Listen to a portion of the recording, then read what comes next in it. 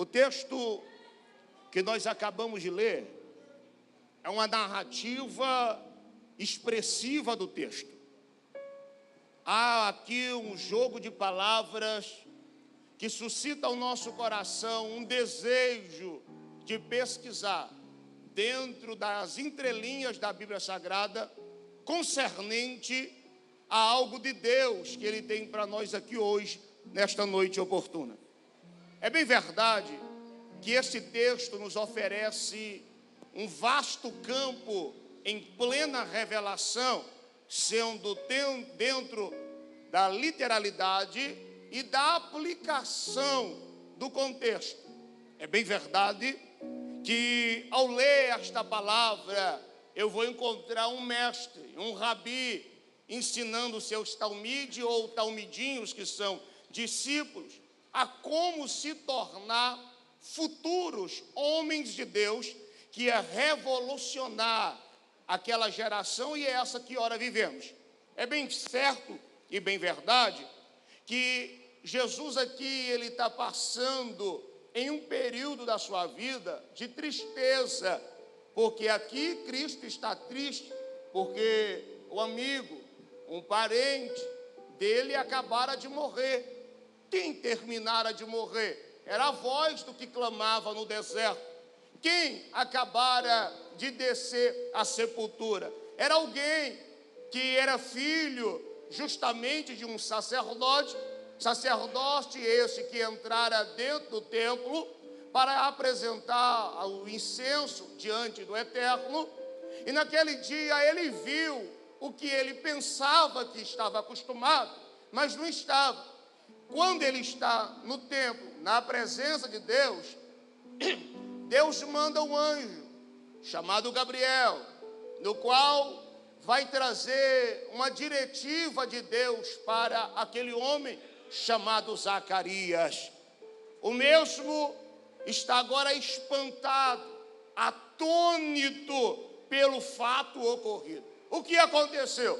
Um culto daquele, Deus resolveu mandar um anjo para descer num culto que até então era normal. Já tinha 400 anos que já não tinha um movimento.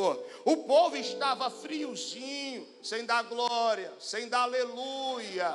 Mas de repente Deus resolveu mudar o ambiente. Ele mandou um anjo trazer uma mensagem. Que o quê? O mensageiro, o preparador de caminho, ia vir. Quem é ele? Seria a voz do que clama no deserto. Esta voz não clamaria nos palácios de Herodes. Essa voz não clamaria nas praças. Não, essa voz ia clamar no deserto. Sim, mas antes dessa voz clamar no deserto, essa voz sentiu a ausência da voz. Sentiu a ausência da voz paterna. Essa voz sentiu a ausência da voz paterna. Essa voz sentiu a ausência da voz sacerdotal. Essa voz sentiu a ausência de um líder espiritual, porque está dentro do ventre da sua mãe, sente o toque do pai, mas não ouve a voz do pai. Quem sabe aqui nessa noite, alguns está sentindo o toque,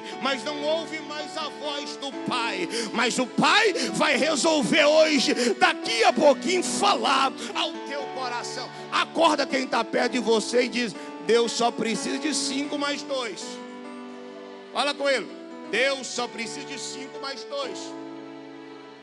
A voz agora passa, na ausência de ouvir, uma voz auxiliadora, uma voz que consola, uma voz que instrui, uma voz que fala, uma voz que aconchega. A voz está sentindo uma falta da outra voz.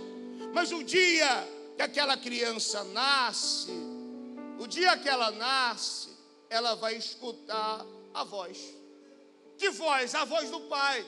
Por quê? O que está ausente dentro dos lares hoje é a voz do pai. Hoje, quem instrui os filhos é a internet, é o WhatsApp, é o Face, é o Instagram. Mas o pai está com vontade de voltar a instruir os seus filhos nessa noite. É bem verdade, Tiago, glória, que o pai quer falar. E quando o pai quer falar, ele quer falar para ensinar. E quando ele quer ensinar, depois que nos ensinar, ele quer nos enviar. E é isso que ele quer nesta noite. Quando nasce o menino chamado João Batista, ele vai ouvir a voz do Pai. Mas aquele menino cresce na escola, na sinagoga, na Beit Hadash. Ele vai crescendo e aprendendo. E aonde ele ia, o povo dizia: esse aí é o João. Que João? Esse aí é o João do pai que não tinha voz. Que pai? O sacerdote. Quem? Aquele que entrava no lugar que tinha a presença, mas nunca viu a presença. Então se comentava um para com o outro. Quem é ele? É João. Aonde João passava, vaticinavam falando de João. Mas agora, João é levado para o deserto, porque os sacerdotes revolucionam contra o império e contra o poder de Herodes e de Caifás, enviando o mesmo para o deserto. Vai crescer com os essênios. E agora, um dia, ele está pregando. E ele vai bater no peito e vai dizer: se meu pai não foi, eu sou. Se meu pai não foi, eu sou. Aí algum pergunta: o que tu é, João? Ele diz: eu sou a voz. Eu sou. O que tu é, João? Para as pessoas, João não era nada, mas ele diz: eu sou a voz do que clama. João diz: eu sou a voz que clama. Na onde? Pergunta para o seu irmão: onde a voz clama? Aonde a voz clama? Aonde a voz clama? Fala com ele: a voz clama é no deserto, a voz clama é no deserto, a voz clama é no deserto, a voz clama no deserto, a voz clama no deserto. É a voz cresce, a voz cresce, a voz não cala, a voz denuncia o pecado. A voz está preparando o caminho. A voz está balançando o palácio de Herodes. Está mexendo com Herodias. E vão matar a voz. E quando mata a voz, o verbo, a palavra, sente falta da voz. O verbo vai sentir falta da voz. Para quê? Porque o verbo e a voz andam juntos. Você não entendeu? O verbo e a voz andam juntos. Ele só diz: eu sou só a voz que clama no deserto. Ele só diz: eu batizo com água. Mas quem vem após mim é maior do que eu, é melhor do que eu. E eu tenho que diminuir. Porque se eu diminuir, ele vai.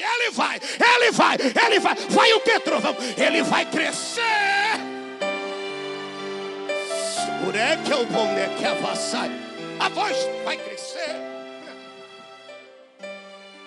Pois bem, retorno para mim. Pois bem, Jesus está cabisbaixo. Eu estou te mostrando um Jesus que está triste. Triste por quê? Porque o amigo acabara de perder a cabeça. Porque profeta é assim. Quem tem compromisso com a verdade, o que espera ele é uma bandeja de prata. Para quê? Para carregar a cabeça dele. Arrancaram a cabeça do profeta. Pensaram que arrancando a cabeça ia calar a voz. Mas tem uma outra voz. Tem uma outra voz. E essa não cala. Essa voz, que é outra, está desde o jardim do Éden clamando.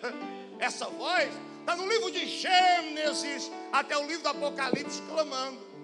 Essa voz, ela fala batendo no coração, dizendo: eis que estou. Aonde? A porta. De quê? Do teu coração.